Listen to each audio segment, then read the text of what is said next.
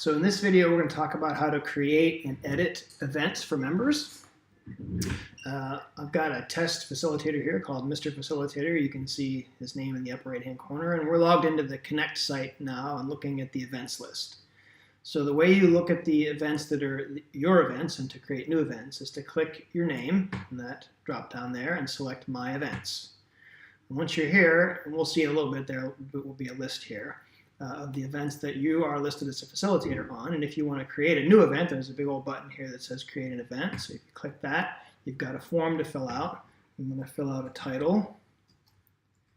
And then you select the calendar you want to have. Now for a member event, like the normal event, the default calendar that's selected, members only, is the one that you want. If you want to do an event just for facilitators, there is a facilitator calendar as well. But for most events, you're going to want to keep this members only event calendar, And you can pick yourself as a facilitator.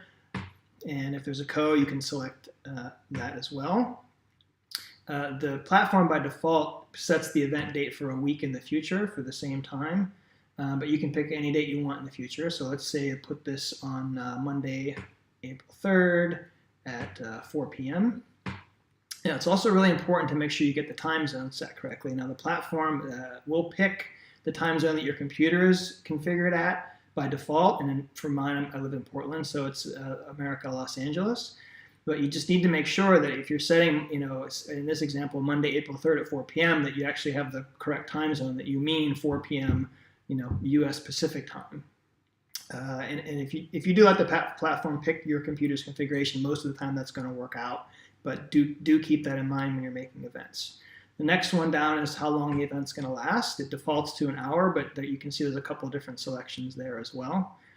So we'll just leave it at an hour. And then in the description, you can just put in some details. Let's just say we're going to do some birthday circles. And then you click the Create Event button. And now you'll see you're taken back to your My Events page, and now you've got that event listed here. So all the events that you've ever created, all the events that you've ever are facilitated on will be listed in your My Events page with the newest events at the top. So you can see who the facilitators are by hovering here. It gives you the date, how long it is. If you need to edit that event, you can click the little edit button there, and that'll take you back to the edit form. Let's say you want to, switch this to surrender leadership, and you can click Update Event, and that'll update that information. To actually go to the event, you can click the event name itself, and that'll take you straight into the event where you're going to actually be, in the event facilitating it. So that's creating an event and editing an event from your My Events list. You can also do some things from the events calendar too. So if I go back to the events calendar and go to April 3rd, you'll see that your event is listed there. You're listed as the facilitator. It's got the time and everything. You can use this event and go to event link to go straight to the event as well. And facilitators, regular users don't have this button, but as a facilitator, you'll have an edit link where you can again go to edit the event to make any other adjustments. And again, update the event. And one other thing that's nice to have is if you want, you can use this Add to Calendar button to add it to your calendar. Say you have a Google Calendar, you can actually put the event on your calendar. So that's one way to just make sure that you, once you've scheduled an event, you've got it on your own calendar. There's another way to get calendar events. I'll show you real quick, which is to subscribe to a calendar feed. And they're on the event, all users see this, but on the events calendar, there's a link that says subscribe to calendar here. And if you click on that, read your instructions, and then say take me to the feed, you can put this URL right here into your calendar feed program and actually get the CircleAnywhere calendar in your Google Calendar or whatever other calendar. I've got some of the popular calendars here, the instructions for how to take this link here and be able to put it into your own calendar. I won't go into detail on that. So that's about it. Pretty simple.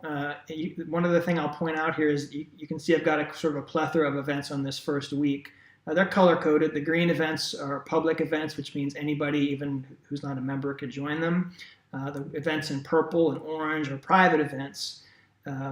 which means they're like, you have to have a link to in order to be able to get into the event. And these events you won't have edit privileges on, but if an event is a public event, or if it's a member event, which is in red here, that's the one I've got my mouse over, or a facilitator only event, which is in blue, this one here, you'll see all of those have an edit link. So you can edit the event directly from the calendar if you need to. And that's nice, and any facilitator can edit any event that's in one of those categories. And that's nice if you guys need to do switching up facilitators and such. If, say, this event, you need to switch facilitators, you can just click edit, you can add a facilitator, and then click update, and you're all set to go.